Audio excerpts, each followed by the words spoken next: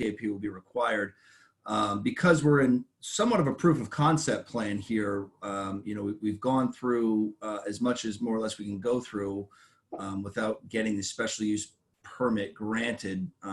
We'd like to certainly try to make that a condition of any subsequent approval that's coming. And we, like I say, we anticipate prior to the August planning board having the letter from DOT in hand, or the PAP certainly underway if that's required. But again, according to Mr. Bannon, he, based on his experience, doesn't anticipate a PAP being required for the site. We did discuss that somewhat extensively. It was a concern of mine as well. So all right.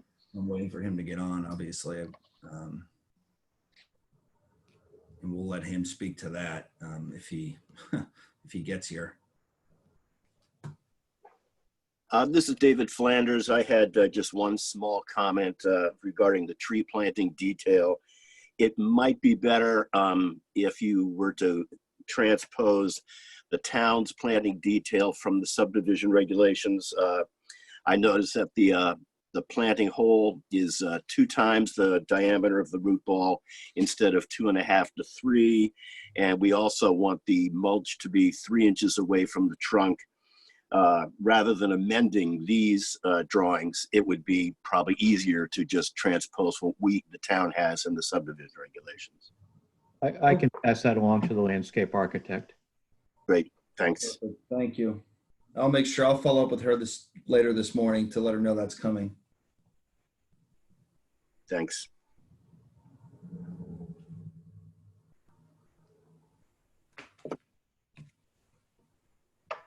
Mr. Johnson, do you want to speak to any security topics or anything like that in the meantime while we wait for Mr. Bannon?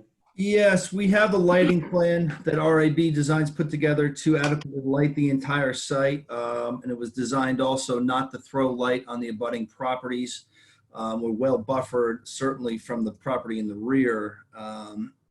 This lighting plan we feel is adequate for a deterrence, as well as for basically a feeling of safety for folks who work on the site. The one-way traffic flow, as well as the gated security area for deliveries and things of that nature, we believe is certainly adequate for our security needs. I have Mr. Crowley on the line here. Sean, is there anything you'd like to, excuse me, Sean Crowley from the Rhode Island State Police. He is our security expert and consultant working on this project with us really from the beginning. Sean, is there anything you'd like to add or go over with the board?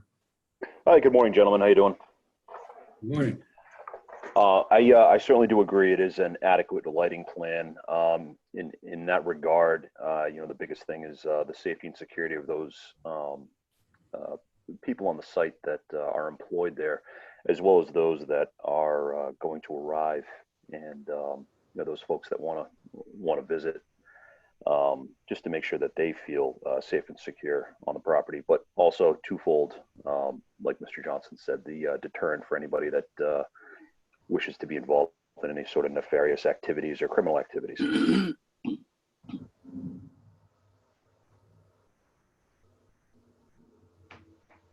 Can you discuss a little the hours of operation and specifically the lighting plan, whether that is a plan that would go throughout the night or whether that's a plan that would exist when there's visitors and then it would go to some reduced level for security throughout the night? So hours of operation will be 10 a.m. to 8 p.m. generally, likely a little bit later start and earlier close on the weekends. The town zoning regulations require a lighting plan to keep it illuminated. We believe, we certainly want to reduce the amount of light pollution. It's obviously dark sky compliant, et cetera. We believe we'd be complying by lighting the surrounding area of the building and probably that north parking lot. That would be adequate security lighting, but Sean can speak to that, and probably shutting down some of the lighting on the entrance and exits. But again, that's going to be more of a security and probably a butter driven discussion. They may not want these lights on, they may want them on. And we're frankly open to both. But under the Zoning ordinance, it's F3 under marijuana-related special use permit requirements. Lighting provided to illuminate the marijuana retail facility, its meeting surrounded area, and any accessory uses, including storage areas, parking lots, front facade, and adjoining public sidewalk. So I guess it doesn't speak to the hours of it, but I kind of, at least, and we read that as, they want lighting overnight, certainly in the immediate surrounding areas of the building. So I would think the exterior lights mounted to the building, as well as those light posts that are in the immediate vicinity of the building would remain on. So when you come in front of the board, it'd be helpful if you could discuss, show the lighting, again, like this is what the lighting will be for visitors and during hours of operation, and then what that could look like, still meeting the zoning and the security requirements, but hopefully reduce lighting later at night. Understood. I'll reach out to the designer on this and have them do a mock-up like it that's on the first page, like we're viewing here on the screen, with a few of those light posts turned off and the remaining ones on to, like you say, mitigate that kind of a butter impact. Thank you. So any other comments or questions regarding security or anything else? Yeah, I think traffic's the big issue. And I was looking at GIS, and I think we really need to talk to Paul, because there's no center turn lane when you're heading south on Route 108 at that driveway entrance. So that to me seems a little problematic for southbound vehicle operators, that they're not stacking and backing up traffic on Route 108. Understood. Paul just is jumping now, he just said, about 1 minute ago. So he should be on in just a second and be able to give us a little bit of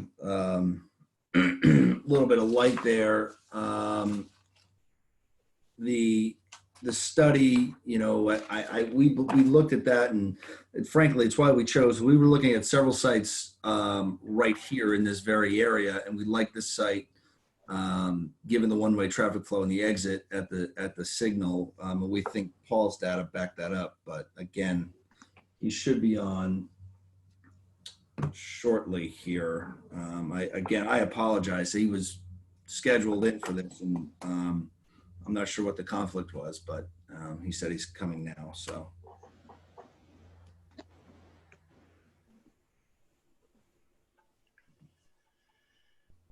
David Flanders again. Given that there isn't a separate turn lane, we are still talking about entering at the point of the traffic light, right? I mean, so wouldn't that, mitigate that problem somewhat?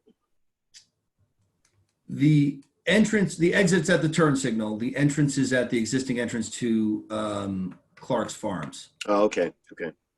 So the entrance would be right off of Yep. 108. I mean, it's something we could explore. We like the idea of keeping traffic in a one-way flow for a number of reasons. Somewhat security related, as well as just traffic flow related, to keep the traffic impact down on both roads. David, I just joined. If I can jump in on the entrance, we don't have the turn lane there, but where the driveway entrance is just immediately south of the end of the turn lane, where it transitions from 1 lane southbound to 2 lanes southbound. So when I actually went in from that way, I actually got into the left turn lane just before the driveway and continued into that. So we're right at that break between the turn lane and the 2 lane section southbound. So I don't personally think it's going to be a big issue at that point, but I think Paul can probably address that better than I will. We do have 2 lanes going southbound at that point, so the traffic can go beyond stop vehicles trying to turn. Right. I think Paul is in at this point, so he can probably Yes, speak. I just jumped in. All right. Thank you, Paul. Just to catch up, we just wanted to walk through the traffic plan and then specific question regarding the turn lane. I think you caught the tail end of that conversation on the entrance off of 108 for southbound traffic.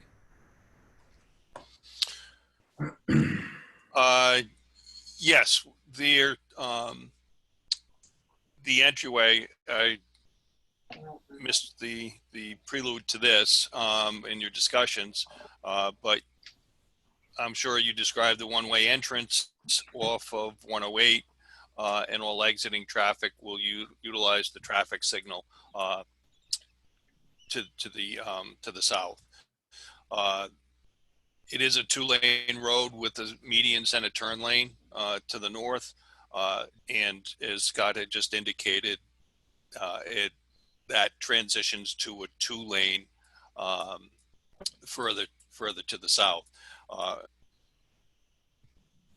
We can look at the need or desire is if we go through a physical alteration permit to extend that median turn lane if needed.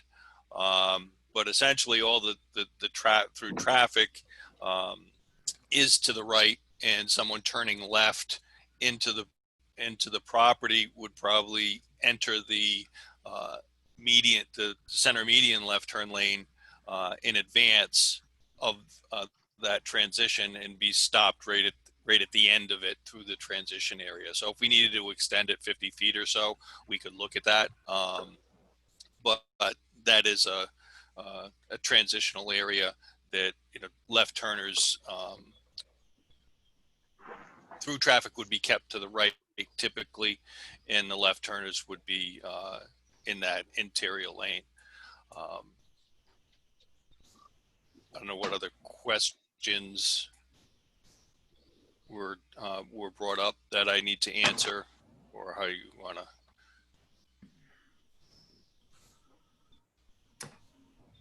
Paul, if you could discuss potential for I know we've discussed it somewhat extensively, is the physical alteration permit at the 108 entrance, if we will need that, or if a letter from DOT would be forthcoming. I know that's been applied for and discussed at DOT, but if you want to, that was Yes, we're in the process of determining whether a formal application is required if we don't do any work within the state highway as part of this. I don't see any need right now with the existing infrastructure, other than maybe what I had just indicated with potential restriping for a short distance. This would be a change of use potential, commercial to commercial. That's a gray area with the state. So we're just trying to get clarification on that. And that would be, part of the final, obtaining any state permits would be part of the final review process.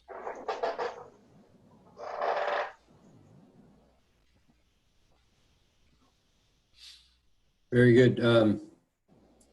John, I saw you were trying to speak a little while ago, and I think you were muted. Did your question get answered? Yeah, Paul, in your conclusions and recommendations, you recommend an entrance-only sign on Route 108. Are you also recommending an exit-only sign on the driveway for Dale Collier Driftway? Correct. There's little signage, little to no signage on the 108 driveway. So to promote proper movements through there, we would recommend that directional signage be added at the driveways. Page 1 of the plan sheets does have one-way and do not enter signs at that southern exit, as well as, I believe, and I'm looking for them now, but we did discuss one-way traffic flow signs on the property in the, so do not enter sign facing the property for the exiting traffic vehicles to proceed south. And then any traffic's on that driftway, there'll be one-way and do not enter signs. I guess, certainly could add exit-only signs there as well to promote that traffic flow. I see them to the south. I don't see them on the property. I'm just looking. I know we discussed them. There should be signs for the entrance, the parking lot end of the entrance drive. Yes, it's a do not enter for exiting traffic. Right. So, and Scott, I know, is here, so we'll get that added Oh, I see that they are here. There's a one-way and do not enter sign. It's on the south island. So as you proceed up the driveway, that island on the south portion, there's a one-way and do not enter sign post. Yeah, right there. Exactly. I didn't put anything out at the 108 entrance because I thought that area was confusing enough with a three-way common driveway without adding any signs, because I think there's not a lot of opportunity there for additional signage. But if Paul has an idea of something out there, we certainly can add it.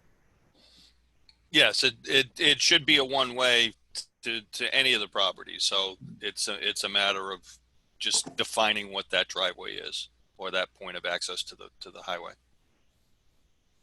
Okay, so we can certainly add one-way signs, I believe, probably just right onto our property at that 108 cut there, right where the landscaping begins.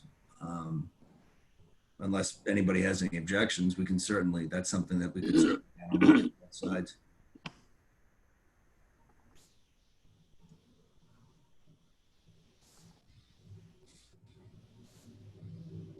John, is that something that you think is would be appropriate?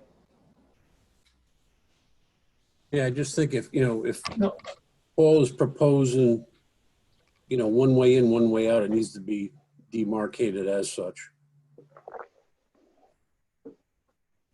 Again, my biggest concern is that southbound traffic making the left-hand move. I'd be curious to see what RIDOT has to say about that once they review it. Yeah, we'll work with them on that, John. Okay, understood. Thanks. Yeah, it's just a minor extension to allow that to occur. Very good. Rich, do you have anything? I thought I saw you. No, I'm all set. Thanks. Good. All right. Anybody else have any questions or comments? Technical checklist items?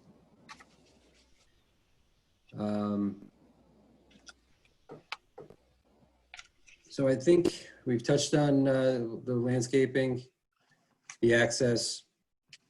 We will, the project has not been certified, hasn't been certified complete yet, as it came in fairly recently.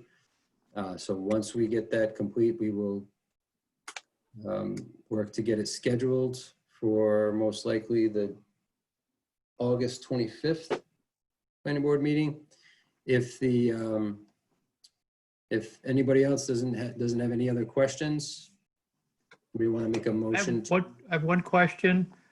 Joe had brought up about possibly reducing the amount of parking to preserve green space.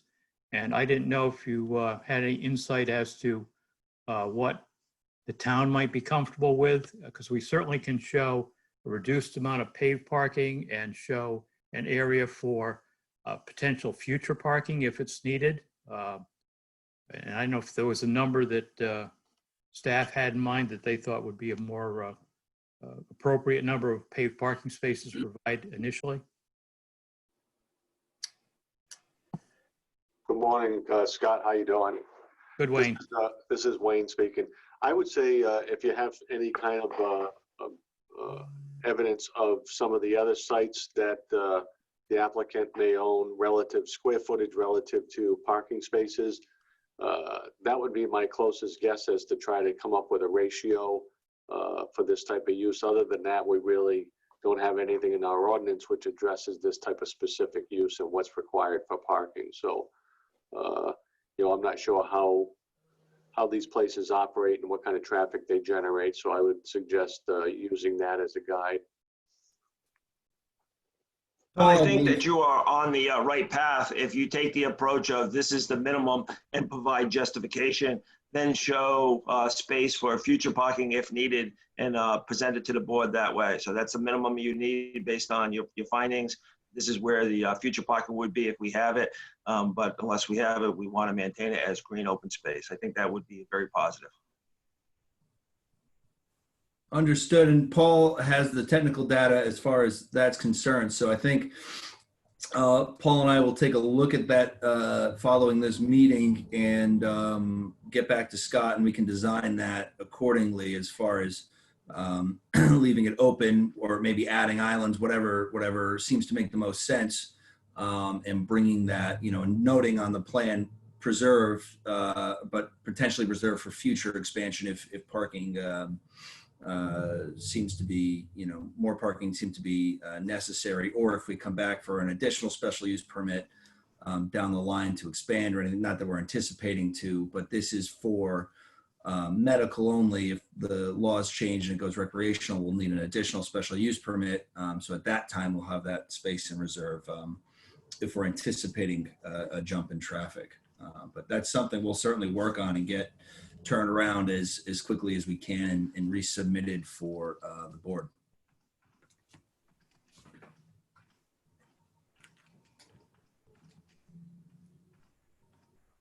Very good. I think that makes sense.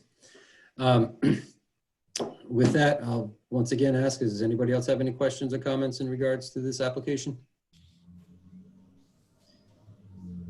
Hearing none, what's the TRC's pleasure? Would we like to move this forward to the planning board with the items that have been discussed?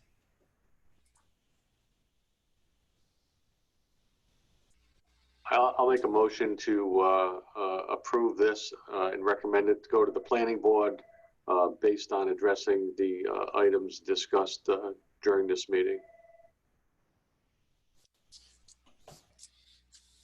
Do we have a second? Well, a second for discussion. Yeah, so again, Mike, not to be a broken record, to me, that the traffic seems to be the issue. So, I mean, does it make sense for us to forward this on before we get a finding and determination from RIDOT? Or would the TRC be comfortable with it being a conditional, forwarding it on to the planning board with the condition that the correspondence is received from DOT? Or do we not feel comfortable enough to do that at this point?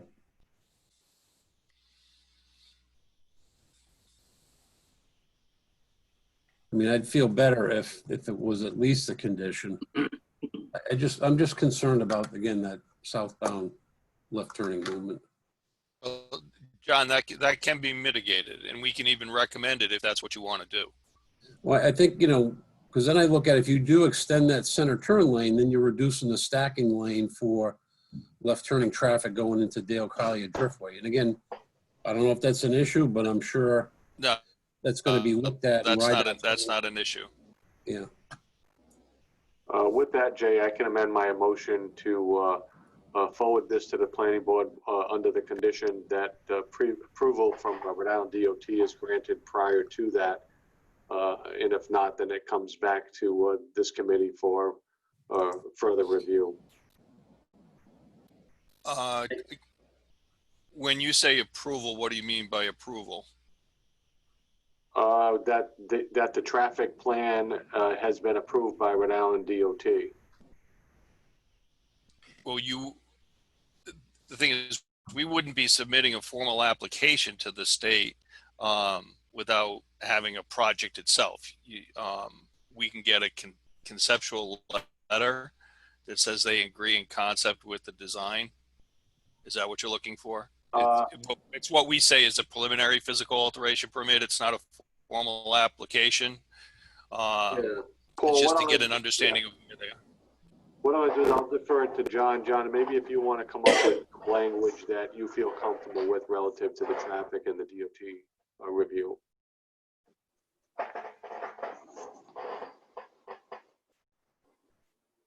So help me out here, Paul and Rich. What's the process at this point with RIDOT? I guess I need to better understand that. Well, what's being explained, what seems to be explained here, John, is that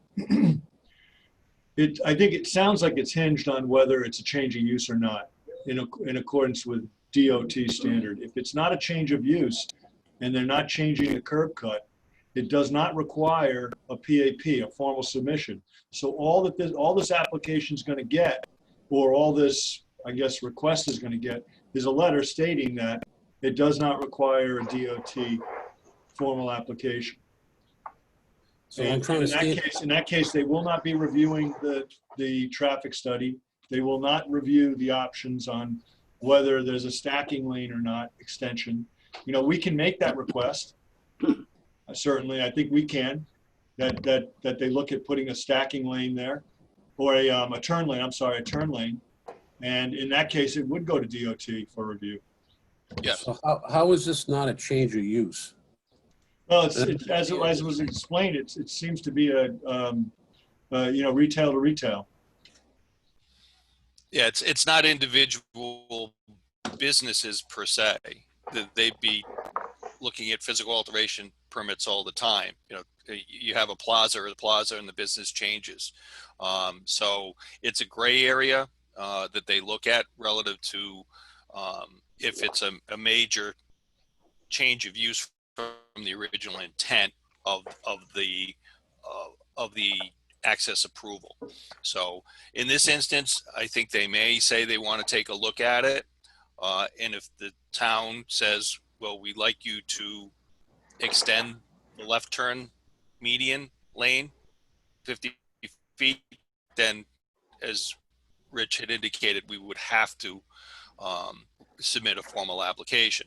But Rich, I have a question on where we are in the review process, because usually you wouldn't have to submit and obtain your state permits until a preliminary application. That's right. So where are we? Well, you know, with these, With and you know, this- I think that what I would, and Jay, it's really a question for Jay, but I mean, what I would suggest that it's a conditional approval, at least that you can go get the zoning required. But my concern here is that because it's not cut and dry on whether you need DOT, it's like I said initially before you were on, Paul, was that I want to see it go to DOT. I want to see their review of the traffic to assure that the increased use, because this is getting, even though it was retail to retail, you know, it's hard to say, but I would suggest that this probably has a higher peak, you know, peak trip or peak hour anyways than what the previous use had. And Yes. I would like DOT to look at that. So Okay. a letter from DOT. Now, a letter from DOT saying it doesn't require an application, I don't like the thought of that, frankly. But we are still willing, and it's up to Jay and John, I guess, but to entertain a conditional approval as long as we know it's going to DOT. Yes, it'll go to DOT, but my point being is the state will review a preliminary PAP where they're just giving it a cursory review. But to submit a formal application for a project that's not vested and could not ever exist, that's not what they like to do. You know, they're spending time and energy on an application that may not move forward at the local level. They wait. That's where you have the master plan approval process where the applicant is vested, then they get their state permits. So that's where I'm saying we can get a preliminary understanding from them on what they would require, or if we want to extend the lane, and we would get a letter from them that they've reviewed the report and proposal and agree in concept with what we've recommended, and if necessary to submit a formal application to obtain approvals to do that work. See, I would ask that, I concur with John. I think extending that center turn lane would help this project quite a bit. And I also think it would benefit the business across the street as well, because their entrance is pretty close to the entrance of this. Now, we've had other applications in this area where it would benefit to have that turn lane as well, but it would have to be extended like, 200 feet. In this case, it's not extending it quite that far. And I think that it would benefit this project to do that. I don't think it's going to affect any stacking, because the only stacking would be to that light at the driftway. I don't think that light has that many changes that it's going to require that much stacking. But And from your analysis, it appears as though it's operating at a pretty high level. I mean, you can correct me Yes. if I'm wrong, but Yes, because that service is low volumes. so I think that having that center turn lane would benefit this project quite a bit, and I'd like to see that. And if that Okay, and that's requires a how- DOT, then now it sounds like that requires a DOT submission. Yes. For that, at least that review. Because you're doing work, yes, because you're doing work on the state highway. So that's how we would approach it, is to submit with that extension. And we would get that letter from them that says they agree in concept with the changes proposed. Please submit a formal application to do that work. And I don't think that this cripples this application very much. It's not. It's everything costs dollars, but that's not extensive dollars. We're not asking to change a traffic light or anything like that. We're not asking to add a traffic light. We're just asking to extend some striping that may benefit this area pretty well. Let Yes, DOT I agree. decide. Yeah, we certainly have no objection to applying with DOT. I mean, certainly if it makes the site safer and work easier, that's not an issue. I would ask that we be able to proceed because it's the chicken and the egg scenario. We don't know if we're going to be granted the special use permit. We believe we qualify for it, but we don't know. So that's why we're asking to make that part of a conditional approval. Perhaps have the conceptual letter or the from DOT in hand, but we ask to make that a condition of ultimately, I guess, the planning board and zoning board approval, so that we can kind of proceed forward here. Jay, this is Wayne. Can you kind of explain the process from this point between the zoning board and the planning board regarding review, so we can kind of, so I can amend the motion as to what we need to do at this point? Sure. So this is an advisory development plan review application.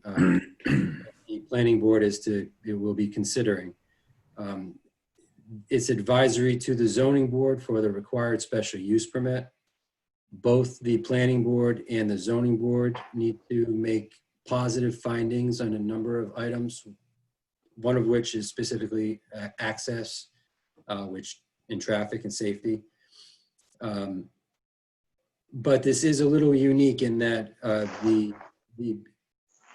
even after let's presume that a special use permit gets granted, it's not guaranteed that this operation is going to open due to the licensing with the state.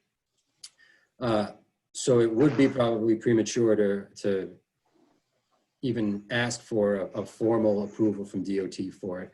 I think the preliminary step, maybe Mr. Bannon knows, how long does the preliminary take with DOT if you were to put something before them? Is it a quick turnaround, or is it? Yes, it's a quick turnaround because they limit their focus, and I can limit their focus that they're not looking at stormwater, they're not looking at all other things. It's specific to the access proposed and any changes that would be made. So it'd be just getting a one-page letter that they review the preliminary application and agree in concept with the recommendations for XYZ.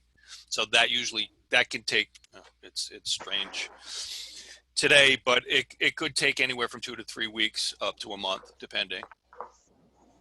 So it's a much shorter process than a formal application, which can take up to 3 months. So hopefully within anywhere from 2 to 4 weeks, we can get a letter from them specific to this. So prior to the planning board, you said that it's in August. So it could be that the recommendation from DPS is to extend the turn lane. The planning board could potentially, I guess, and Jay, maybe you chime in, but the planning board could recommend in that direction with the turning lane. What the zoning board says, or the PAP coming at the end of all this, is not up to the planning board at that point, correct? Like I think what might be appropriate is that a preliminary, the preliminary response from DOT is included in the planning board application packet that goes to them for the meeting, the next meeting. That would give them some sense of whether or not the modification is appropriate from the state standpoint. And then can be forwarded to the zoning board, at which point a condition could be attached to either the planning board and or the zoning board in regard to prior to a certificate of occupancy, the full approval from DOT would be required. Or the Mr. Joe PAP. Murphy, I know I would be comfortable with a preliminary letter from DOT agreeing with the concept. I think asking the applicant to prepare a formal application, considering the chances of them never getting approval from the state, I think just the preliminary letter from DOT is appropriate. So what would Again, be because of the included in nature that? of these compassionate care centers, we've seen 3 of these, and my understanding is that the state will probably only approve 1 for South County. So I think at this point, just the preliminary, I would feel comfortable with.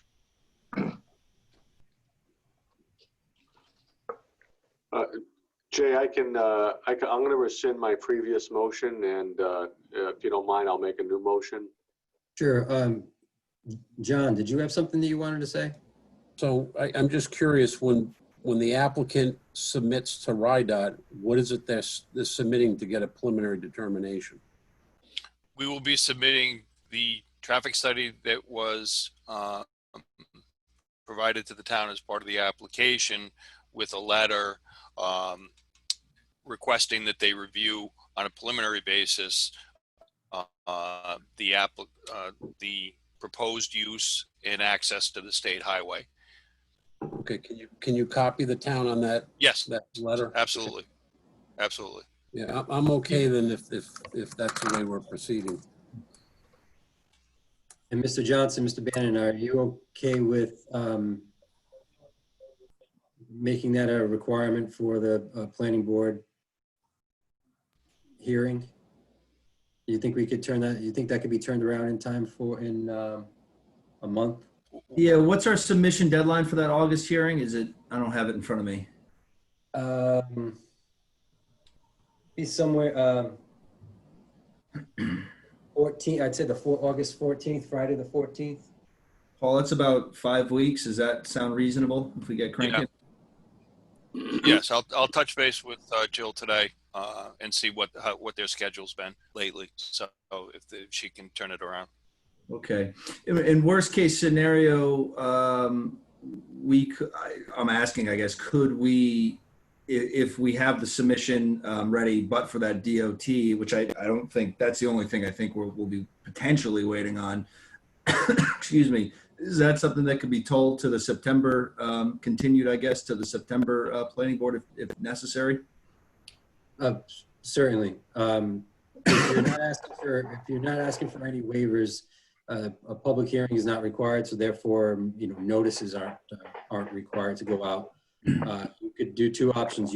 We could hold the hearing on the 25th, and possibly continue it to the September meeting, or you could hold until the September meeting until you have everything together to have the complete review with the board then. And I just wanted to correct, the deadline for completeness on applications is August 7th, which is the Friday before that. But if we're just talking about a preliminary DOT approval for this, I'm okay holding off until the 14th. As long as I have enough time that I can put it in the packets for the planning board for distribution. Okay. All right, Paul. So we'll the 7th we're going to put in for our deadline, I suppose, and Jay will certainly be in touch, obviously, as we get closer, let you know what our process is. But the package will be ready to go, frankly, by the end of the week, but for that DOT. So we'll get moving on that DOT. We're working with parking. I've already seen emails starting on parking. And then I'm going to work, just to kind of reiterate, I know I'm taking a lot of your time. I'm going to amend that lighting plan for after hours, green space for the parking, reduce the number of parking and reserve some open. The tree planting detail to be changed in the landscape plan. And what we've talked about with the letter from DOT are my to-do list, so-called. I don't think, unless I'm missing anything else that anybody wants to add to that, we'll get those amendments made quickly as we can. That just about covers it with what we discussed today. So if no one else has any other further questions, Wayne, I believe you were going to rescind and remake your motion. Yeah, so I rescind my previous motion and I'd like to make a new motion to move this to the planning board with the conditions that the traffic study get reviewed by Rhode Island DOT, that the parking get reduced accordingly as much as possible to increase the amount of green space, to address the night lighting that will be utilized, and to utilize the town's tree planting detail on the plans. Very good. Do we have a second to that motion? I'll second that. Very good. We'll do a poll vote. Mr. Murphy, Aye. Mr. Schock, Aye. Mr. Bourbonnais, Aye. and the chair, well, Jay Parker votes aye as well. And I vote aye as well, Jay. Oh, Wayne, sorry, you popped over the screen. I'm looking at the video, checking everybody off, and I missed you. No problem. Okay, so Mr. Johnson, if you have any other further questions, feel free to get in touch with me, and we'll be working on completing the application again in the next week or so. Will do. Thank you very much, everyone. I appreciate your time this morning. Thank you. Thank you. Okay, I did see, I believe Mr. Constantino popped in. I'm going to promote him to a panelist.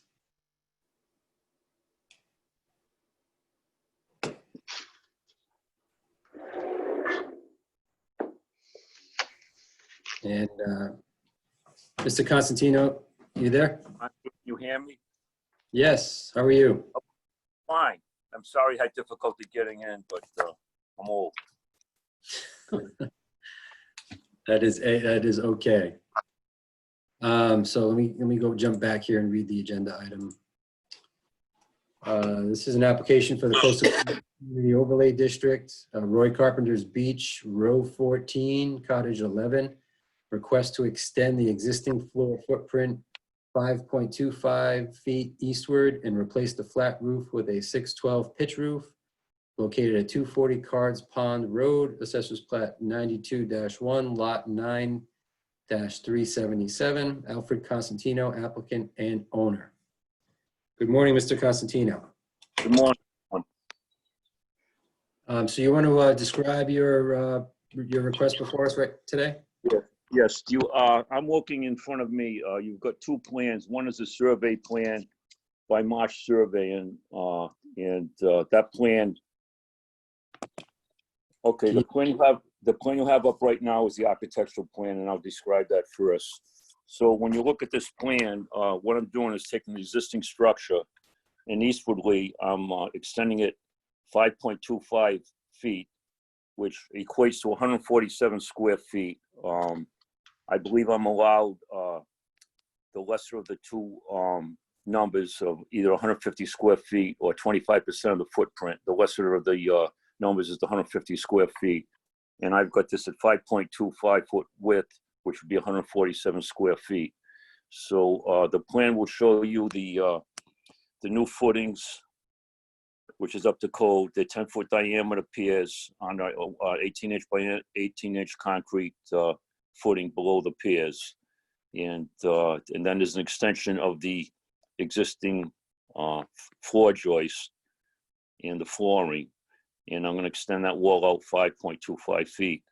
At that point, once that's completed, I'm going to, the interior walls, this project was built in 1950. The interior petitions, they're not load bearing. They're just up right now, just separating a bedroom. And I'm going to reconfigure that once the roof is on. So let's get to the roof first, because that would be what I would do first. The roof is going to be an open beam roof, and it's on that left-hand lower corner configuration. You're going to see a 3x8 inch collar tie to hold it in, and it's going to be an exposed roof. The roof is designed, for insulation, and there'll be new. Naturally, there'll be a new roof sheathing, and there'll be new siding on the exterior walls also. And at that point, then I'm going to rebuild. I'm going to reconfigure the interior layout, which you see on the upper right-hand corner drawing. And there'll be the bedroom will be on the left. There'll be a nook area on the right, and then a bathroom, and then forward to the towards the ocean there'll be the kitchen, and then the great room. Which the great room, the kitchen is all open, and I'm going to be putting. You'll look on the lower right hand on the south side elevation. Once the roof is on, I'm going to be putting windows above the existing sidewalls. You'll see I think the trapezoid windows, and I'd like to put a cupola on top, which you saw there. And I'm trying to think of anything else that I want to explain. I did give a detailed scope of work with itemized cost, to the building official. And hopefully, I believe I have everything in order. If there's any questions. So thank you, Mr. Costantino. Wayne, do you have any comment or concern with this? No, I've reviewed this extensively with Mr. Constantino, and he's made some revisions which are in compliance with the building code and also the zoning ordinance, so I have no issues with this whatsoever. And it otherwise complies with the ordinance and the CCOD district requirements? That's correct. Does anybody else have any questions for Mr. Constantino about the project?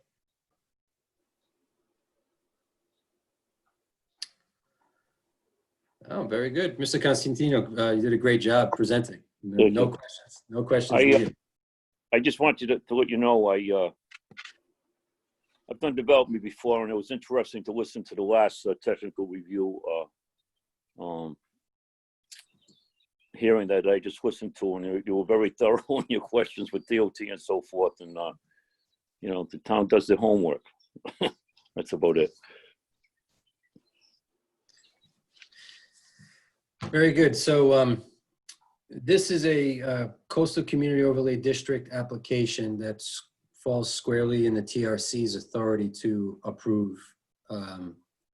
So with a vote of the TRC, with an affirmative vote of the TRC, there's no further review required by any board or commission for this to go forward.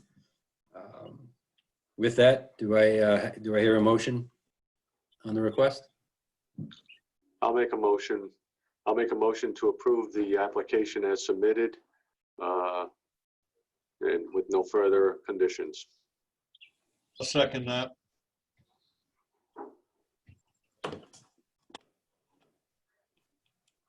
Very good. Okay, so we have a motion and a second. Poll vote. Wayne? Aye. Mr. Murphy? Aye.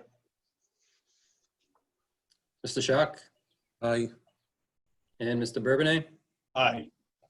And Mr. Parker is an aye as well. Motion passes. Thank you very much, Mr. Costantino. Thank you very much for your time and consideration. Thank you. All right, let me get organized here. I got too many windows open.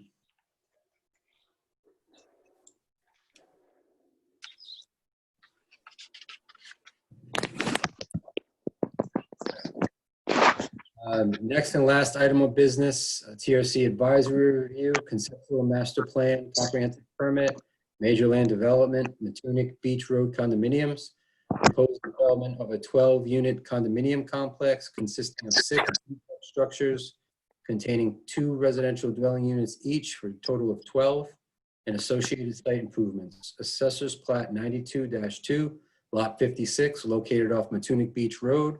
Stephen D. Simone, applicant. Eileen R. Biancuso, owner.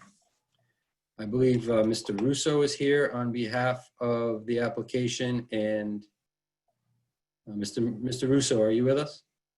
I am here. Steve D. Simone's also here. I think he's in the attendee list. I don't know if you have to unmute him, Jay. Yes, would you, I'll bring him over as a panelist. You should be joining us in 3 seconds.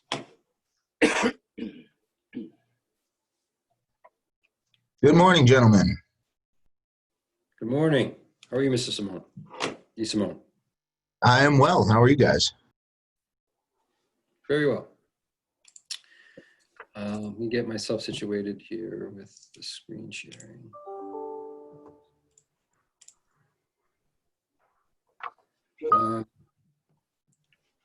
Why don't you go ahead and start describing your application? I'm going to right. try to open up the site plan. All right, no problem. So this project's located at AP 92-2, lot 56 on Matunic Beach Road. Total area of the site is a little less than 5 acres. It's currently a vacant site. It's 2 zones. It's R20 off the roadway, I'll say, and then there's a small portion of CN zone closer to the roadway section. Mr. Russo, can I interrupt real quick? Yep. Would you like to control the site plan so you can navigate through it as you Sure. speak? Yep. Do I have to request it, Jay? Or you're going to give it to me? No, I'm going to try to give it to you. Try that. Maybe. There you go. Okay, that works. So as I stated, there's 2 zones. There's a CN zone, which is located closest to Matunic Beach Road, and then the R20 zone is located in the rear. It's a vacant site. We've done wetland flagging on the site. There's wetlands located along the eastern portion, which has been flagged, and then there's a section of pond area here. We've also, Dupree Engineering has completed a Class 1 survey of this property, which has been included in the set.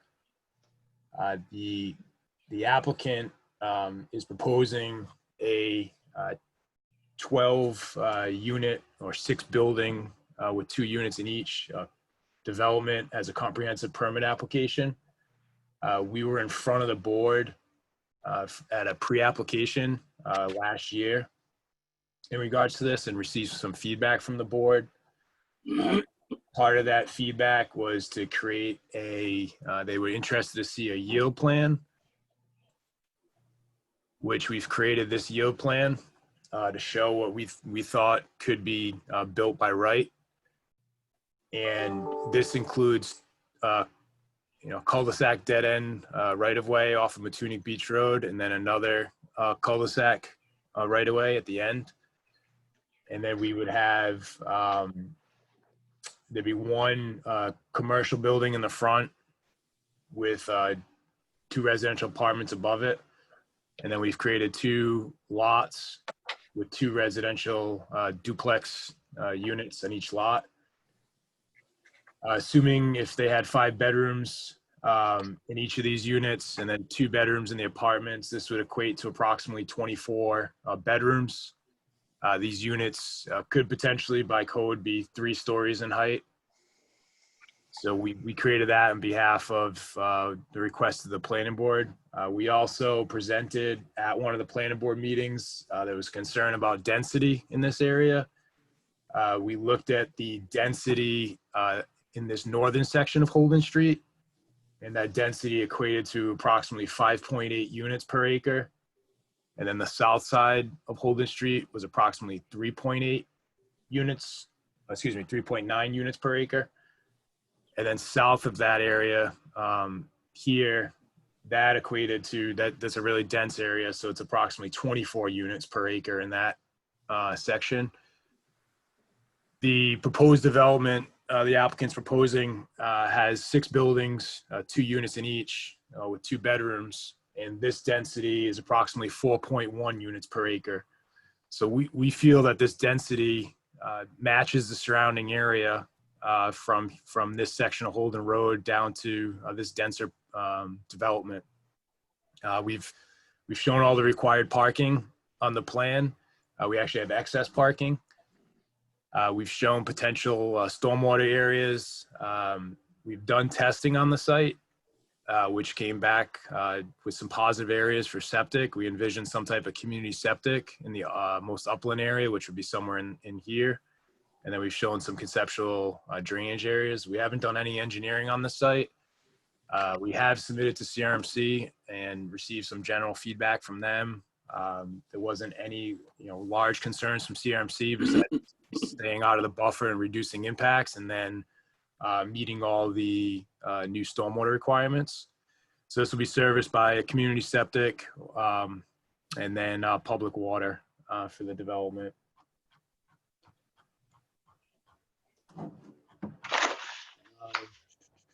That's a general overview of the applicant's proposal. We've submitted all the materials, which I believe you posted on the agenda, Jay. I'd be happy to answer any questions or the applicant that you may have that the applicant could answer also.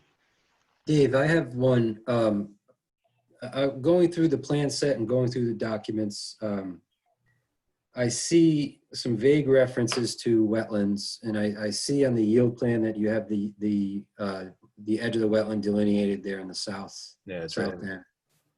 But as far as the calculated wetland area, I was having a hard time putting my finger on that. And is that something that was discounted when you considered those density calculations? Yeah, so we viewed, if you look at this map. So if you look at this map, we analyzed it basically this kind of square here. So when we did Holden Street, we had to get into that wetland, and our density calculation is the same thing. It's basically this square right here.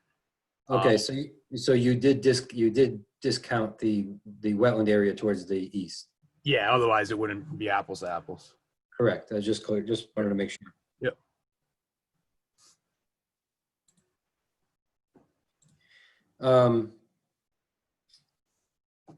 And are any waivers or relief being requested specifically? Could you speak to that? Well, it's a comprehensive permit that they're applying for. Right now, we have all the units within the setbacks. One of the earlier layouts we had those in the setbacks, but we also had some garages, and we didn't have a survey completed. But right now, we're showing all the units within the setbacks. Okay. We certainly understand that this is a comprehensive permit request. But the waivers and the non-compliance, the waivers and non-compliant items that the project does not meet up with the zoning ordinance still needs to be kind of listed and articulated as part of the application. At the pre-app, there was a few notes put forward about some issues, one of which was that a potential use variance would be required and handled through the comprehensive permit because it is a multi-household land development project, which is not allowed in the R20 zone. And I believe there might have been one or two other lower levels of relief for that. But going through the application materials, other than the density, specific request of the density, I didn't see anything else in there, and that is something that will need to be at least just be identified as to what waivers would otherwise normally be required that would be covered under the comp permit. Okay, we can work to put that together, Jay. Okay. I made a little list going through this. I did not see a letter of eligibility from Rhode Island Housing in the applications. Stephen, you had it highlighted as an item that was satisfied on the checklist, but I could not locate it. I went through the packet several times. Is that something that was inadvertently left off, or do you not have that? No, I'm sorry about that. It shouldn't have been highlighted as something we had. I'm actually meeting, I've been in contact with Stacy Wasserman at RI Housing, and we have our site walkthrough today, this afternoon. So I'm very confident that we'll have our letter of eligibility within the next week or two, so before the deadline for the next planning board meeting. Okay. And along the same lines, have you secured a monitoring agent? We have not yet secured a monitoring agent, but we will be doing that also. Very good. And lastly, just out of curiosity, since we talked about it extensively with the other applications earlier today, has any research or investigation or studies been done in regard to traffic circulation? We have not done a traffic survey yet because I didn't think it was required until preliminary, but after listening to your first couple of applicants today, I'd be more than happy to get a traffic study done. Our plan was to try and get it done now anyway, because it's summer and that's the best time to do it because it's high traffic. So we'll be reaching out and beginning our traffic study as soon as possible. So hopefully we'll have it prepared before master. But if not, I would still like to move forward. Can I add to that? I think, Let me just, Rich, one second. Go ahead. I was just putting that out there. It is not a checklist item for conceptual master plan unless it's deemed something that is imperative for the planning board to receive at this time. But I just wanted to put that out there just to get a feel for where we were in regards to that at this point. But it is not necessarily a checklist item. No, it's not. In fact, I don't know that, you're not going to get a lot of trips out of this. It's not going to be a numbers study per se, other than I think the big concern is going to be exiting out of that and the corner and the view, how far you can see. It's your sight distance issue. I think that's going to be the big issue here. I don't think it's the numbers, because you're not going to have, I bet this has 15 to 20 trips in a peak hour. I really don't think it's going to generate much, but it's that sight distance issue is the only thing that we worry about. So it's going to be more of a traffic statement, I think, than anything else. And Dave, you can chime in on that too. I don't know. Yeah, we can look at that, Rich. It's low speed limit over there. We push the road as far, north of the bend, but we can look at the speed and the sight lines for that area. I agree with you though. It's probably not a density. It's just a safety issue more than density. No, numbers are going to be real low. Yeah.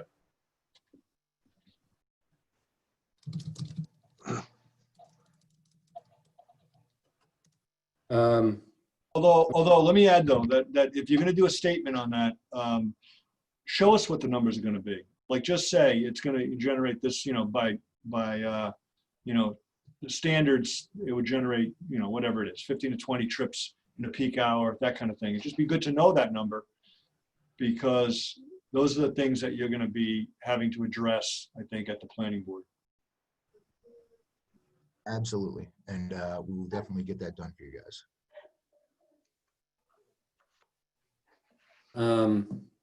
Very good. Any other board members want to ask any questions, any further questions? It's John Schock. So I'm looking at the applicant's application. So I'm just trying to understand the density. He says here, allowable density is equal to 6 units with a total of 24 bedrooms, 2 10-bedroom duplexes, 5 bedrooms per unit, plus 2 bedroom apartments above associated restaurant space. That's what's allowed. And they go on to say, proposed density equals 12 units, 3 affordable, with a total of 24 bedrooms, no restaurant space. So I guess my question is, Jay, I don't know if you're the one to answer it. If they're allowed 6 units by right, how many affordables would they have to do in addition to the 6? if they chose to do affordables? How many affordables would they be allowed, I guess? Well, coming in as a comprehensive permit, they have to provide 25% of the number that's being proposed. I, before the meeting, was quickly looking through the density calculations and was a little confused also in reading them as how it was broken out. So before I'd answer that exactly, to feel comfortable enough with the numbers, I'd like to go through it on my own just to make sure that I understand it appropriately. But Just to clarify that number, the applicant's doing a comprehensive permit. We were asked by the planning board because they were interested to see what a yield plan would bring out on this property.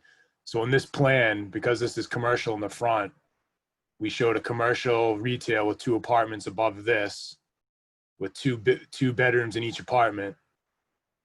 And then we have these 4 units back here, which potentially could have 5 bedrooms in each one. So we showed that the potential of this property, if someone were to do a yield plan, it potentially could be 24 bedrooms with a commercial aspect, whatever that is. And then on the plan the applicant's proposing, he has the same amount of bedrooms as we had on that yield plan, just spread out 2 bedrooms for each unit, 2 units in each building. So I So guess, go ahead. I just want to clarify.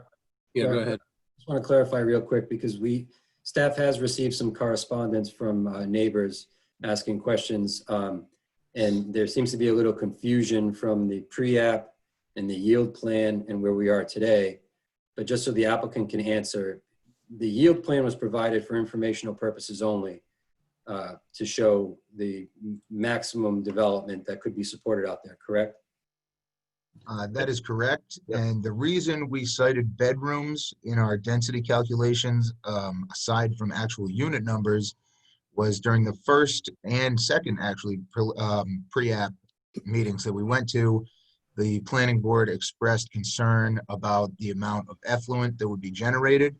And DEM calculates, the generated effluent by the number of bedrooms. So I thought it was imperative that we show that we actually will contribute less effluent than we could by right based on the yield plan, because while the bedroom numbers remain the same, we don't have a 2,000 square foot restaurant like an Iggy's, which I imagine would put a lot more effluent into the ground than we ever would. And to clarify to follow up on my statement and to clarify for anybody that's listening, the project going forward is what is being shown on the screen currently, the 6 duplexes with 12 units, and does not include the commercial component. The shown on the yield plan. The yield plan was provided simply for informational purposes. That's correct. And the yield plan, not only the restaurant was eliminated on this plan, there's a question that the yield plan, if the owner of this property wanted to bring a road off of Holden, the yield plan, we're showing that there is potential that they could put a roadway in a cul-de-sac off of Holden Street, but the project they're proposing, they're not proposing to make that connection. Okay, so this is simply access from Matunic Beach Road only with no connection to Holden Street. Correct. Very good. I just wanted to make sure anybody that's listening understood those 2 aspects because there was some confusion out there on that. John, you wanted to follow up? Yeah, so I'm still, again, struggling with the density calculation. So if they're allowed by right 6 units plus a 25% density bonus for affordable, that would be 7.5 units. So if you round up, say 8.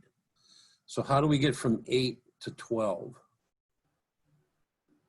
That's my, or if it's, I don't know if you round up or you round down, 7 or 8. How do we get from that number to 12 units? We're just doing it based off, there was a question at the pre-app about the yield plan and what the yield plan could generate. And then we did that and we showed that it could generate the same amount of bedrooms as this proposed development. It's not the standard, this is a yield plan, X amount of lots, there was more just a practice to show the planning board what could be yielded. In regard to units, not. Maybe, John, maybe I could address that as far as the discussions of the planning board at the pre-apps. So this is a comprehensive permit, and the applicant can pretty much propose whatever he wants to propose. And then the planning board will look at that and determine whether it meets the required findings for a comprehensive permit. As part of those discussions, the planning board, it's a comprehensive permit, and the review of the comprehensive permit, at least in my view, comes down to a balance. There's some benefit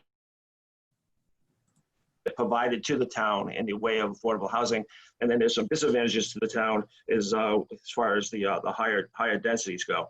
At the pre-app, the discussion was we want to understand what is allowed by right. So as a minimum, what is allowed by right? And then that becomes your baseline when you look at the balance of what's the additional benefit, which in this case would be 3 affordable housing units, versus what's the disadvantage, which would be the additional density above and beyond what's required by right. So I think those were the discussions. Jay, you can maybe talk a little more about the required findings of comprehensive permit, but the applicant can pretty much propose what they want to propose. And the applicant, to add on to that, the applicant at pre-app had 20 total units, heard the planning board's comments, did the yield plan, looked at the surrounding density, and reduced his total units from 20 to 12. And I appreciate that explanation, Joe. That's helpful.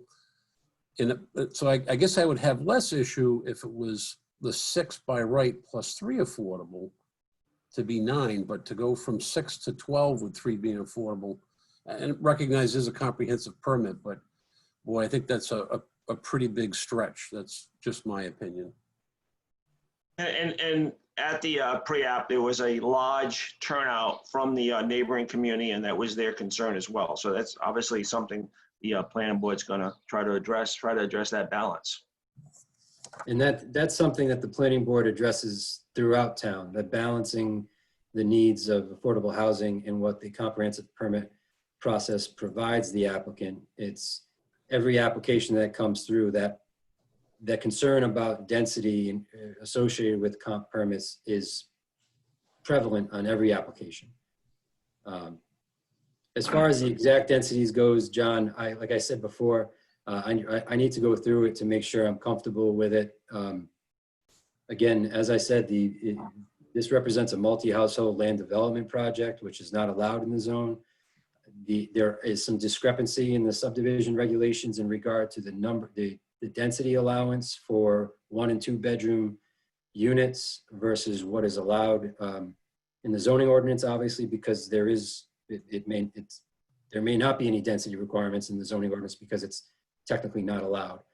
So it's not a cut and dry answer. And when I went through the density calculations, the way that it was worded, I couldn't put my finger on it either. So as part of the review of completeness of this, I will certainly do that and try to nail that down.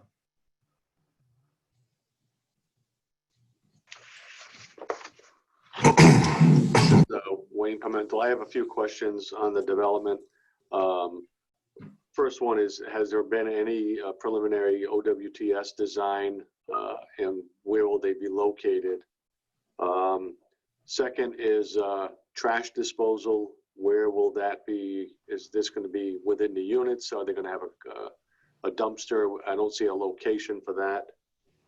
And then I see a conflict on the plans relative to whether or not these have garages or not. The plans that I saw doesn't show garages in the renderings nor in the floor plans, but in the parking lot, on the parking space count, it does reference that there are parking spaces, and the amounts don't seem to jive with what's shown on the plan. The other thing would be snow removal, where snow will be packed. It's just going to be a long stretch of a access road down into the development, and just wondering where the snow is going to be put for this development.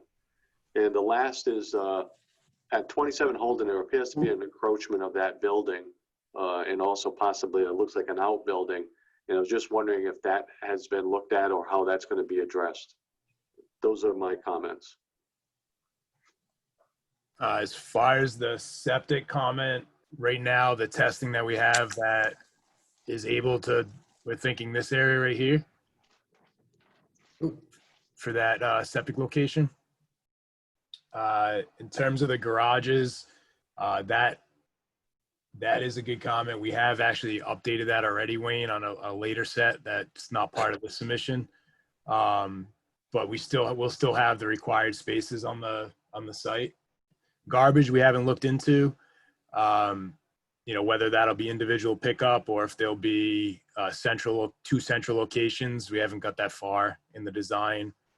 The snow removal is something else we can look at and denote those areas when we get a final layout of where the snow removal can be put. There's plenty of space on the site to put that, but we can show it. And as far as the encroachments, sorry. Yeah. We actually designed the road specifically to move to the southern portion of the lot so as to stay away from the house and outbuilding that had encroached. I don't think they're actually quite over the line, but they're very close. So we did, that was taken into consideration when we designed the road layout. So, Jay, the question would be, is that going to be something that is going to be forced to be required to take care of either through an administrative subdivision to amend that line so that we don't have that encroachment on this development? I'm unsure if it's the applicant's responsibility to handle that at this point. Certainly, I think we could have the conversation with the applicant of investigating it and seeing what options there are to remedy it. But in doing so, it's not their doing. It's a pre-existing condition, and it may adversely impact the developable area numbers if they have to give up property to the neighbors for their historic encroachment. I think that's something we'd have to look into a little bit more with Amy. All right. I think it may be something that it is what it is, like so many other parts of town. But there is something to be said that the applicant may want to address that for his own reasons going forward. All right. So will these units have garages then? No. No. Let me see if I can pull up that.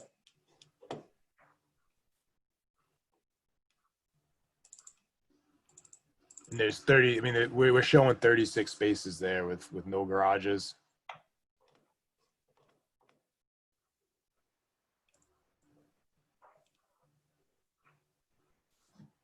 So, all right.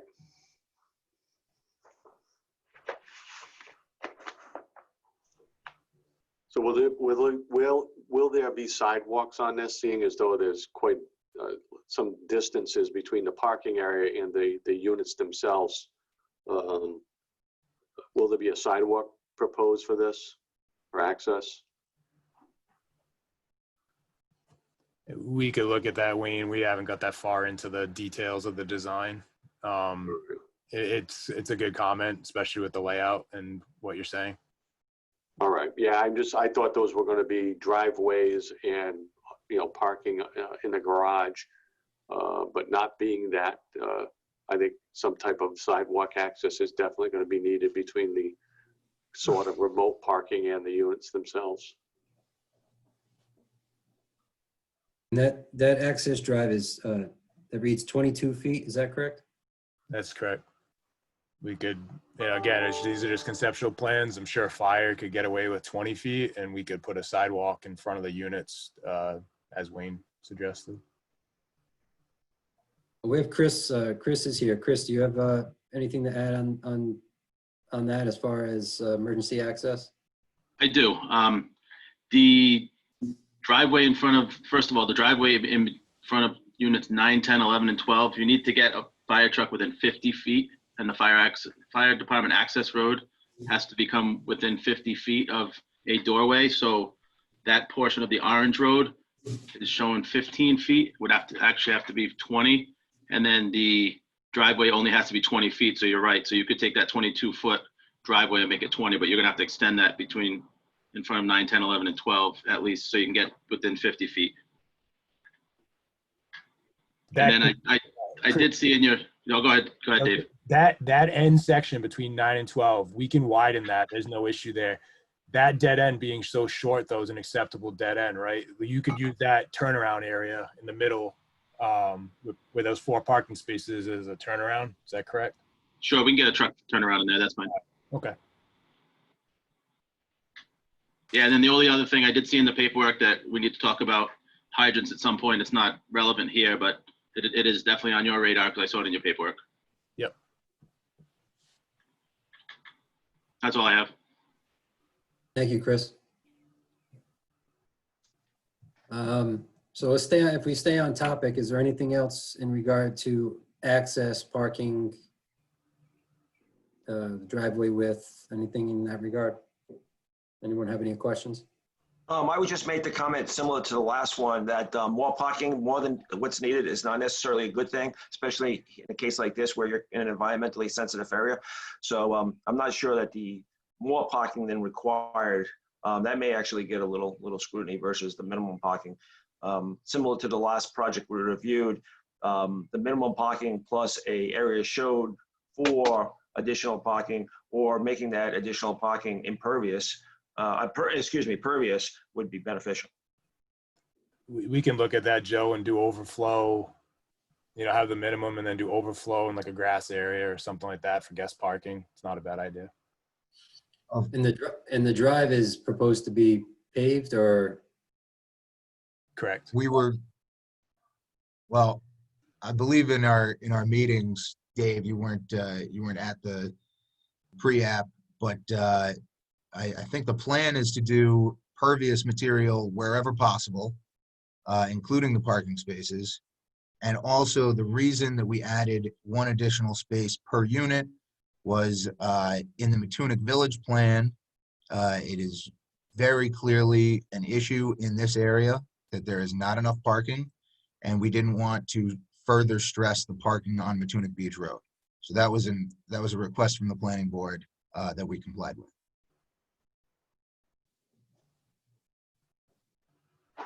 Thanks, Steve.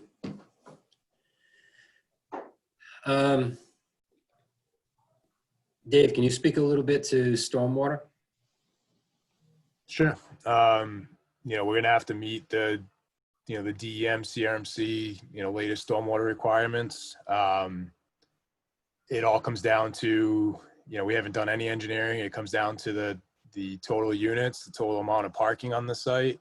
But as Steve said, as much as we can keep pervious or use pervious materials, we're going to try because it reduces the size of the stormwater. Generally, the areas of stormwater that we have shown here seem pretty large compared to what we may need.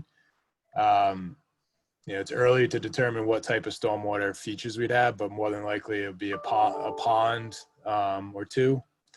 And then hopefully if we can use enough pervious material, it reduces the size of those. Can you speak a little bit to the existing conditions out there as it relates to drainage? I believe there's been some indication that the drainage in that area is less than favorable as it exists. Can you speak to that at all?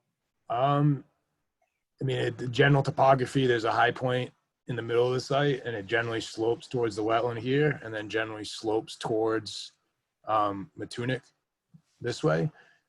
There's some small sections, but most of this flows west and flows east.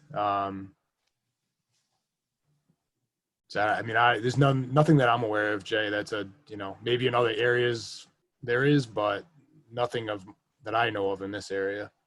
And whatever we do for drainage, we have to, meet all the state requirements, and we can't increase stormwater flow to any watershed. So that'll all be addressed with the design. Right, and for anybody that's listening and interested in this project, the post-construction conditions that will result after the project is completed will not result in any adverse impacts to adjacent properties, or will be designed as such to not impact properties off the site, correct? I'd like to include volume discharge to abutters as well.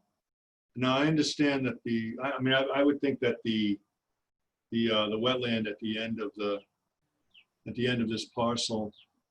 Oh, does this terminate at somebody's property? On the east side, it goes all the way into On the east side, yeah. it goes all the way into the water. They Oh, own. it does, okay, all right. Yeah. So I don't know what type of marsh that is, but I'm gonna bet that increased volume to the marsh isn't an issue. But all I'm gonna ask is that there's no increased volume or peak flow, as you know, to the abutters north and south. But the marsh isn't an issue. No problem. We should be able to address that. Yeah, I think so. And that will be all addressed through the approval process for the drainage itself, correct? That would be part of the drainage design and then part of the CRMC approval of that drainage design. And the town engineer also reviews it also. So you have two levels of engineering review that occur. And did CRMC have any specific comments in regard to drainage that would warrant mentioning at this point? Nothing. We didn't really provide a lot in regards to it, so they didn't really comment a lot. They just commented that they didn't think that developing this property would have a significant impact. I did read that in the preliminary determination from them. I just wasn't sure if there was anything particular that they might have pointed out to you.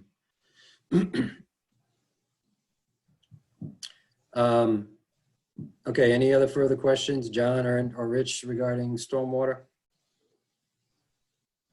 No. All right, Dave, how about the wastewater, the OWTS that would be proposed? Yeah, I mean, again, very early to determine what the end result will be, but right now we're envisioning some type of community system here. You know, we haven't sized anything, we haven't looked at it, so. Dave, hold on one second. I think I lost you controlling the screen. Let me. Okay. I'm gonna try it again. If I try that, you might have to accept it. There you go. Okay. Yeah, so we were looking at a potential community system here. You know, when we start to design that, we may have to shift units slightly left or right. We may have to break it up into two smaller systems.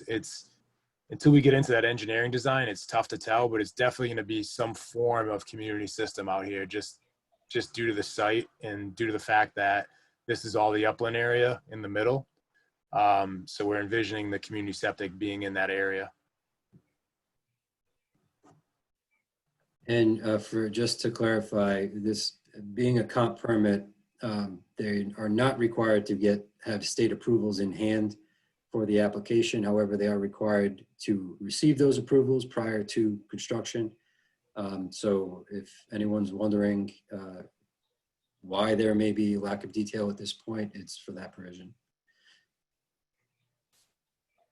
Jay, is it a requirement that they, before going to the planning board, that they, one, show that it's suitable, and two, maybe approximate the size on the drawings?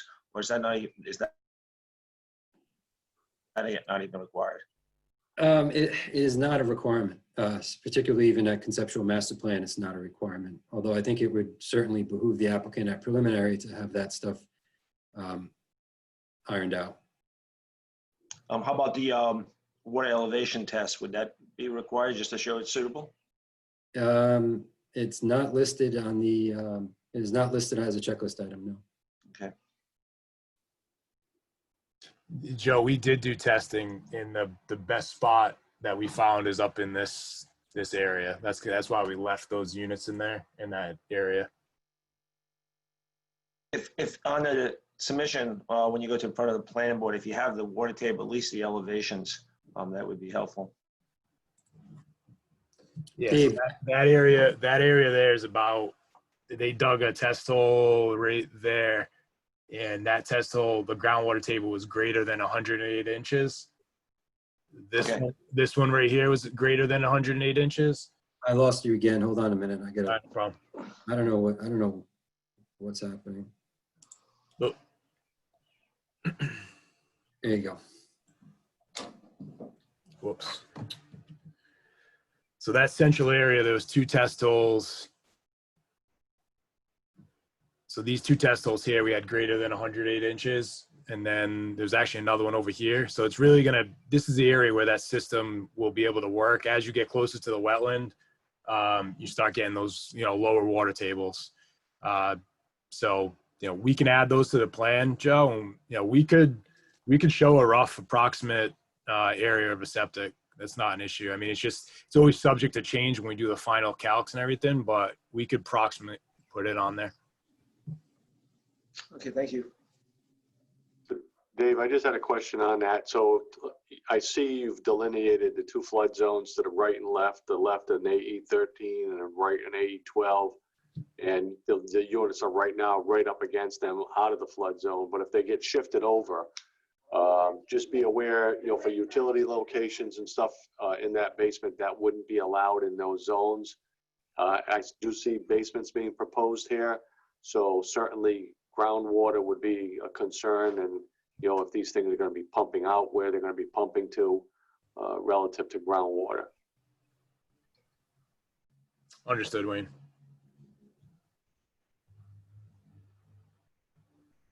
And I would second, I think what you had offered, Dave, is a good idea of at least showing an area for the presumed location of a OWTS, even if it is subject to change. It helps complete the site plan a little bit, because it does kind of, well, from my standpoint, it does feel like that component is just missing. And even if it's just a placeholder for a presumed location, I think it would help. We could add that. Any other TSC members have any questions regarding septic OWTS?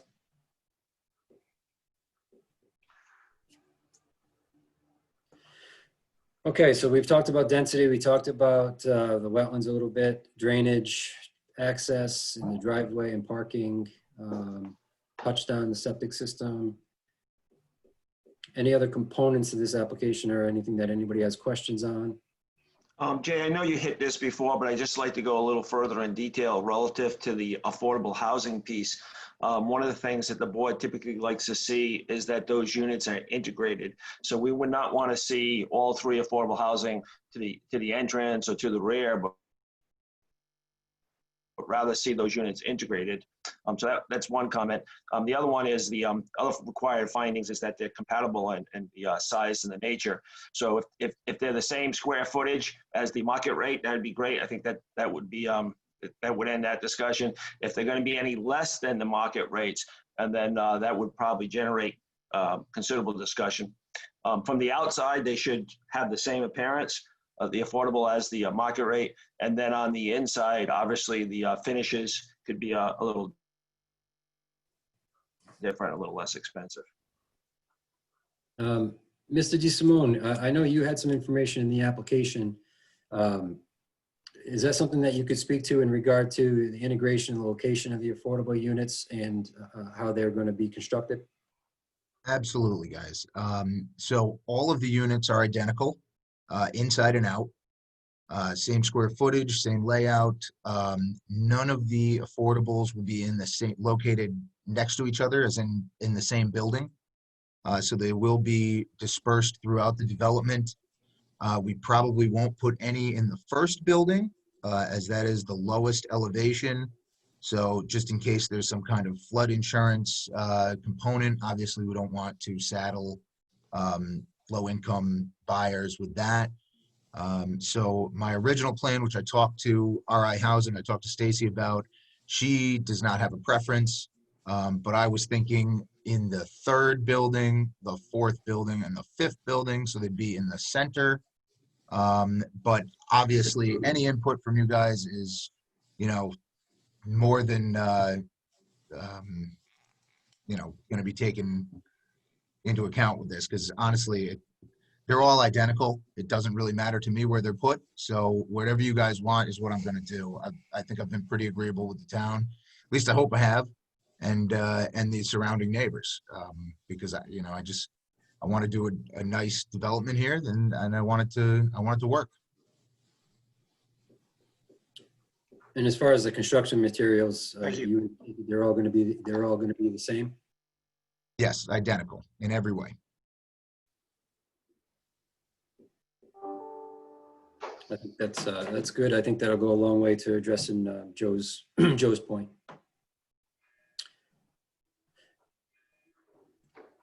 So anybody else have any other comments or questions? Jay, this is Wayne. I was just reading through some of the questions and answers. There are some in there. I don't know how you want to address that or whether you're going to allow attendees to speak on this. Yeah, I was going to get to that after we finished up All right. with us. So I'm good with my questions. I have nothing further. anybody else? Okay, so we do have a few questions from members of the public that are attending and listening. We've also had some correspondence, which I'll touch on, from some neighbors. For everybody that's listening, I just want everyone to understand, this is a technical review committee meeting. The technical review committee is made up of staff. We vet the application as a sort of a subcommittee for the planning board. We make sure that the technical components of the application, as you have heard regarding drainage, stormwater and drainage access, and the like, have been addressed satisfactorily enough for the planning board to entertain. This, we typically, as you may have noticed from the other previous applications that we heard today, we don't have a public comment component to the process because we are simply an advisory to the planning board. However, I do want to acknowledge that we received a letter from Andy Kelleher, who's a resident on Holden Road, asking a number of technical questions, many of which we touched on today. Also, Linda Hazard sent an email with a number of questions, many of them technical, which were touched on today. Linda Hazard submitted that on behalf of the Matunic Village residents. For those members of the public that are here that want to provide input, the Technical Review Committee is not a body that can really do much with that input unless the questions and the input are related specifically to the technical components of the application. Technical components being zoning requirements, having to do with the infrastructure and how it's going to be addressed. This is conceptual master plan, and as you may be aware, a lot of these details are not provided as they're not necessarily required at this point. However, we're trying to ask the right questions to make sure that it's on everyone's radar and that we do get a good understanding of the project for the planning board. The letters that were sent in, at least one of them was asked to be read into the record. They're really, other than the minutes from our conversation, there is no record. There's not much that we can do with that other than answer the technical components of it. What I am going to do is we're going to forward all the correspondence that we received to the planning board for consideration at the public informational meeting associated with the conceptual master plan. That is the appropriate time for members of the public to voice their opinion and provide input on it in a valuable manner, in a manner that which the planning board can do, can utilize it. We kind of really don't have that opportunity to weigh whether the project is in keeping with character. We really just have to look at the technical side of everything. Speaking to the questions that were provided in the question and answer, we had a general statement from Karen Swoboda about traffic issues being very important, particularly on Matunic Beach Road. Karen also inquired if there was traffic emptying onto Holden Road. We clarified that earlier in saying that while there is a roadway that is shown accessing the property from Holden Road, it's on the yield plan, and the yield plan was provided for informational purposes only. There will be no access as proposed in this development to Holden Road. Another user asked about the character of the existing area and the number of units and the number of cars per unit. Again, that's a technical requirement that we have addressed. I believe you heard that less parking, well, minimum parking is better.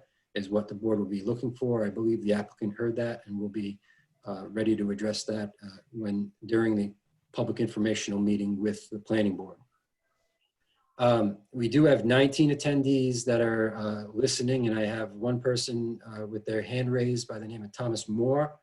I would ask the members of the public that if you do have a question and it's related to a technical component that was reviewed today, I will be more than happy to take a brief question on it so that we can make sure that it gets addressed. But if it is more than that and it's providing general comment or feedback or opinion about the project, I would ask you all to attend the public informational meeting with the planning board.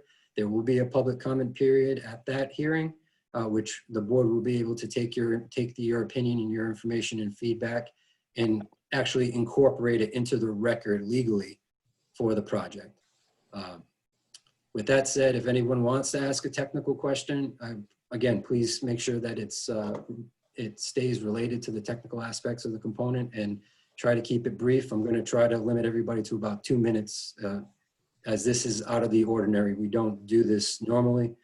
The one person who has his hands raised now is Mr. Thomas Moore. Mr. Moore, I believe you are muted, but I have allowed you to speak. Can you please briefly ask your question? Yes, good morning. Good morning. My question was in regards to some of the documents that were submitted with this application. It seems like CRMC is, I don't know if they're on board with this revised plan.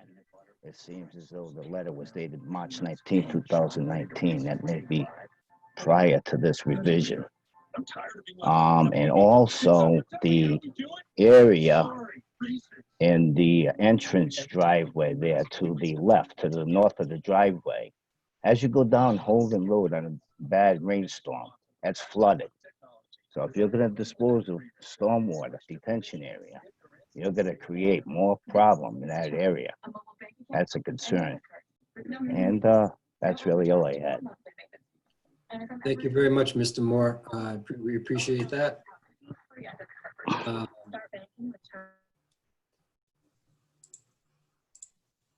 And certainly, I think Dave, I'm certain that when you get into the drainage calculations, that the impacts, obviously off-site, as Mr. Moore had pointed out, will be taken into consideration. Is that correct? Yeah, we have to look at all of that. We're very far from that step.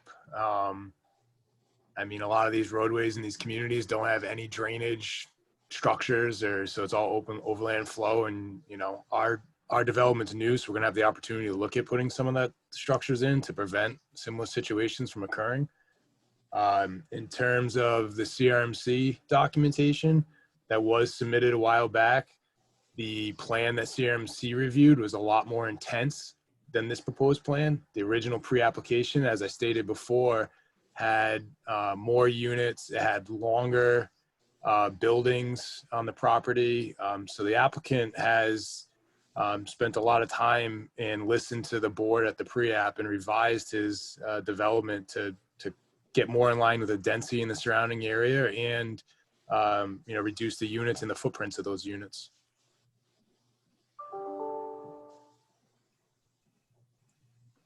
Okay, very good. So we've touched on the correspondence that we've received, and again, any correspondence that gets received by this office will be forwarded to the planning board in their packets when the conceptual master plan application is distributed to them. And once again, I encourage all members of the public to please attend the meeting if you are interested in having your comments taken and entered into the record for this review. Dave, Jay, you may want to mention when those packets go out so that we don't get a flood of letters right before the planning board meeting that are too late. Yeah, good point. Thank you, Brian. So we generally distribute the packets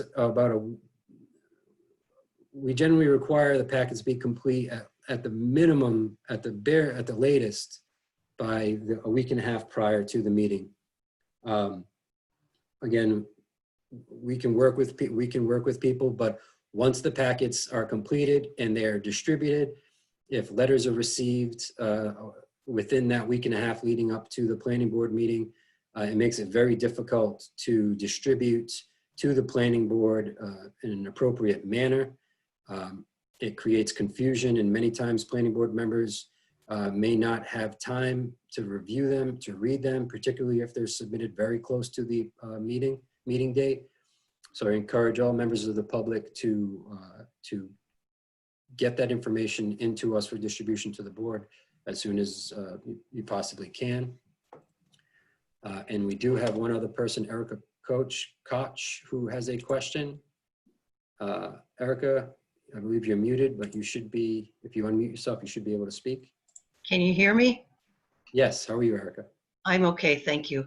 Will abutters be notified well enough in advance of when the planning meeting is taking place so we can get our questions in? Yes. Is that your only question? Yes.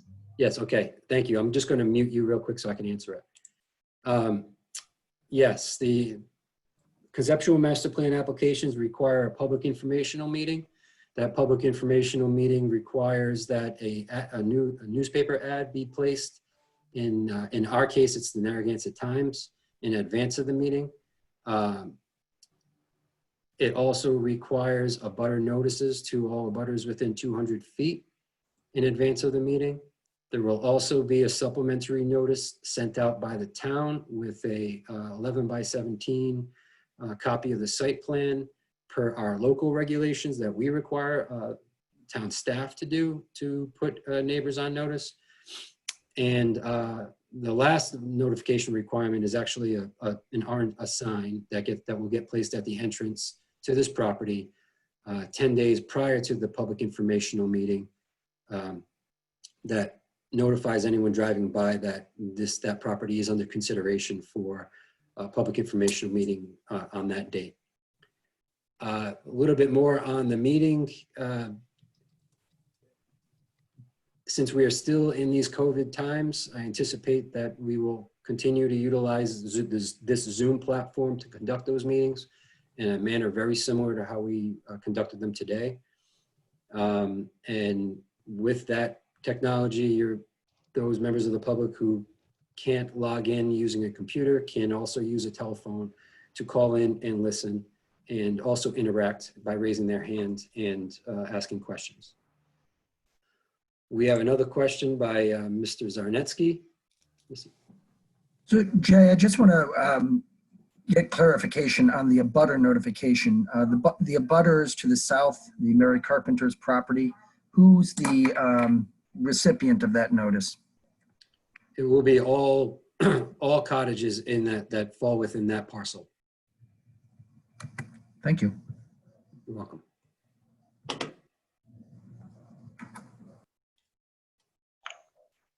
Jay, this is Wayne. I have just one further comment after looking at the site plan and the building plans, especially for units 1 through 4. It appears as though they're going to have some type of a deck off the back that would encroach within the setback. So if they're going to be seeking zoning relief, that may be needed as part of this comprehensive plan. Good point, Wayne. Good catch. Yeah, any nonconformity with the standards of the ordinance would need to be identified and listed, as I had suggested earlier in the meeting, as part of the application submitted to the board.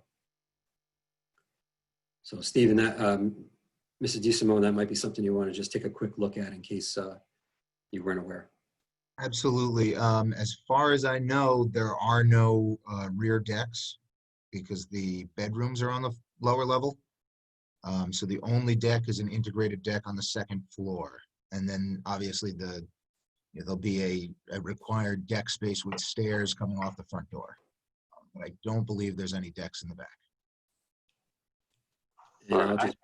I just saw on the site plan or on the building plans, it showed a patio, and then in the elevation, it showed like 2 steps down to grade on the back of those. So that would constitute some form of a deck from the slider off of that master bedroom off the backyard. Okay, I see what you're talking about there. It was my understanding that a pervious patio is not considered part of the building. No, that certainly would not, but when you look at the elevations, there are steps that need to be built to go down to the patio. It's just not one step down the grade. So it's those steps that, or platform that would be within the encroachment area. If you can continue, yeah, right there, that back elevation on the bottom, you can see the 2 steps there down to grade. Yep, I see that, 2 steps. Okay, I will definitely address that. I'm going to try not to encroach on the setbacks at all. I think the building's actually, the updated plan with the dimensions of this house are about 3 feet inside of the rear setback, but I will review that and certainly include it on plans going forward. All right, no problem. I just figured, it should be addressed as part of the overall, so we don't catch this when you submit for building plans. Absolutely. I mean, those first 2 buildings he has at 50 feet, they're actually 45. They're all 45 feet deep. So I'm actually going to be 5 feet inside of that. So I believe the 2 steps will be fine.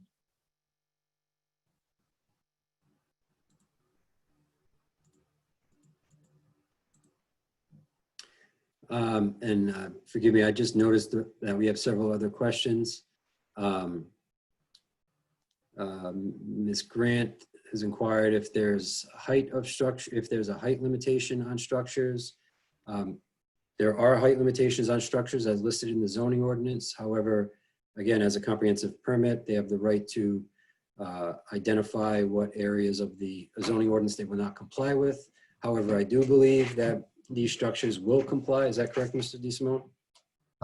Not only will they comply, but they are well short of the allowable height. We've committed to 2 levels, and a 4-pitch roof brings us to, I believe, 26 feet above top of foundation, which is considerably less than the 34 allowable in that area, or 32 above top of foundation if we're showing 2 feet of foundation. Okay. There was another question about density calculations in regard to seasonal residents or year-round, and the answer to that question from Ms. Grant is no, it doesn't make a difference if it's seasonal. If the unit exists, that it doesn't take into account the frequency of occupancy. And there's another question here from Carol that asks about water in retention areas. And possible mosquito issues. Again, I think we heard from the engineer that at this stage in the review process, those stormwater features have not been designed. So we'll take note of that going forward, but we do not have an answer to that. Certainly stagnant water in a drainage system will be a discussion point at the planning board meeting when it does get further identified. And with that, I believe we have, that's all the questions, and no further hands are raised from attendees, concluding public comment. With that said, what's the committee's pleasure?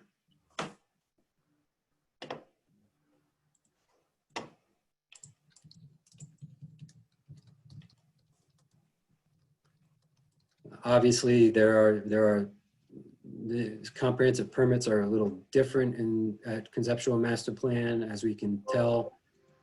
There's a limited lack of detail, which is okay at this point.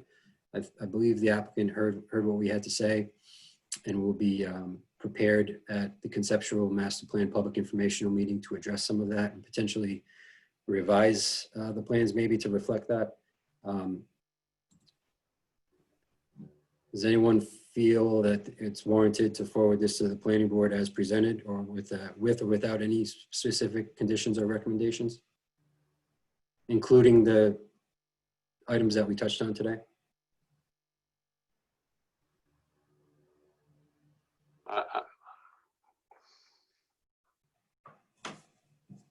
Yes, Jay, I struggle with it, and I recognize because it's a comprehensive permit, there's not a lot of detail compared to what we typically see. So, I mean, That being said, my biggest concern still is the density, although it sounds like the density got cut back, but it's still, if it was a conventional subdivision, conventional land development project, the density wouldn't be what's being requested. So that's my continued concern. And the density component, as this being a comp permit application, is squarely in the planning board's wheelhouse. Those discussions will happen with the planning board and in weighing the appropriateness and the balance that was touched on earlier regarding the need for affordable housing. Understood.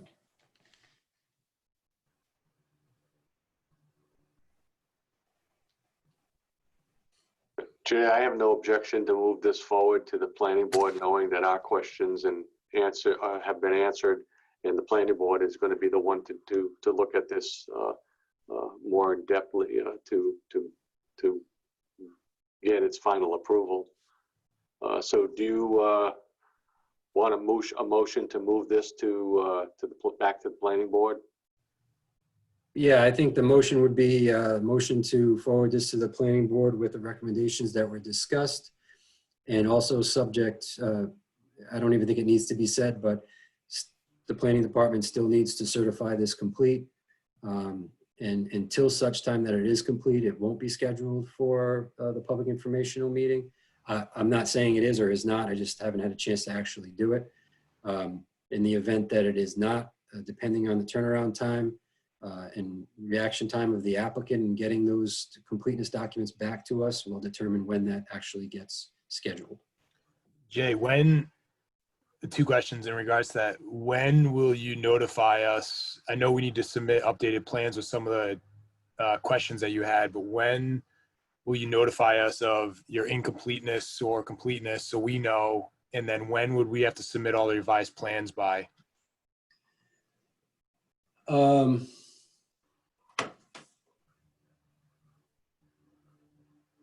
The completeness deadline is a little complicated. Right now, the completeness deadline is August 7th. But we also have to make sure that by then the public notice documents are ready to be mailed and that we get the ad in the paper on time. So it's really not the 7th. I will look to get this certified complete this week. If I can, I'll be in touch with you in regards to the time frame and all of that stuff once I get a better handle on what needs to get done. There's a lot of information that's included in the packet, and I just want to make sure that the technical components that are required are there. And I have not been able to do that yet. But I will, like I said, I will at least look at it this week and be in touch with you this week. All right, that's fair. Thank you. You're welcome.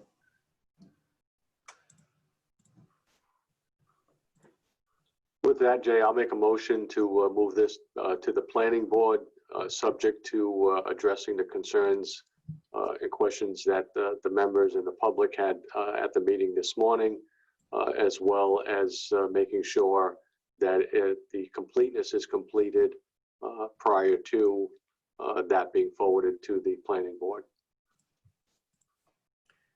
Thank you, Wayne. Do we have a second? I'll second that. Thank you, John.